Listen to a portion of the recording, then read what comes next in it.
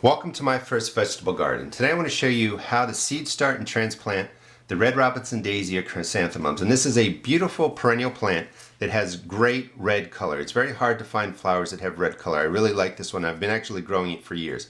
It's a perennial, which means it'll come back year after year. I'm in Maryland, zone 7. So if you live in zones 3 to 7, once you plant this, it'll come back, like I said, every year. And that's what a perennial is. It just won't die out unless you're in a place where it gets way too hot and it kills out the roots, or way too cold and it kills out the roots. So this is a great way to save money. Rather than spending $4 to $8 on a plant at a nursery, you can start your own, plant them in your garden, and they will come back year after year. The interesting thing about the red Robinson daisy is when you set up your cell, you're going to just press in the soil.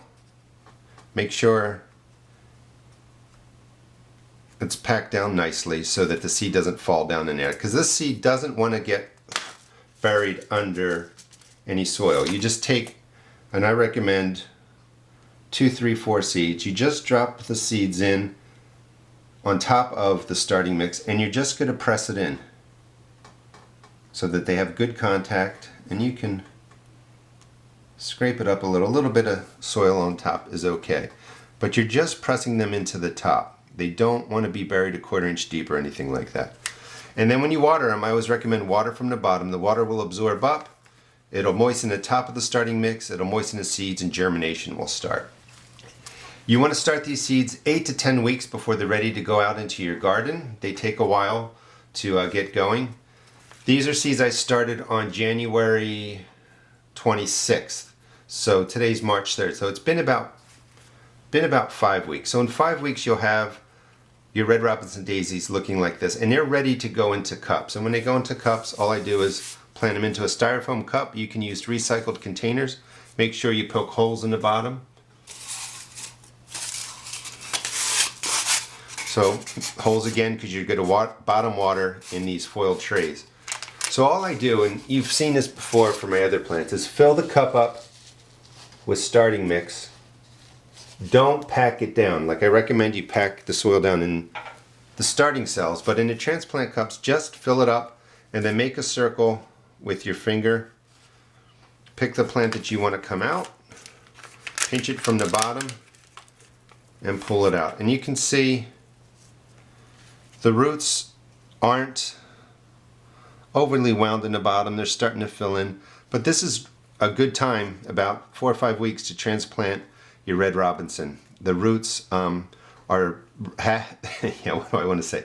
The roots have formed without really overgrowing the cell, and that's when you want to transplant them. When they look just like this, you know, you can see soil, you can see the roots, but it's not a tight ball of roots down in the bottom. That's a healthy plant. So you take it, wiggle it into that hole, and then just press in the sides. And that's all you need to do to transplant these daisies. One thing I forgot, make sure you label it and just put on red Robinson and the date they were started was the 26th of January. And in about 4 weeks these will be ready to go outside. These are going to go back under the grow lights. They do need to spend about a week acclimating to the outdoor weather, which means you slowly put them outside and get them used to the sun. They could go into a greenhouse if you have one. When you transplant them, you want to put them into the transplant cup like this, right to the same, let's see if I can show this, level where they're coming out of the starting mix. So don't bury it up to here. Tomatoes, you bury deeper. The perennials, for most perennials, you just plant them into the cups and bring the soil line right up to where it is here. It's all right, like here it's a little bit above, but you don't want to bury where the new leaves are coming out. I put them right into these foil trays that you can get at your grocery store. Put water in the bottom and water them that way. I don't like putting water on top, that can splash disease around.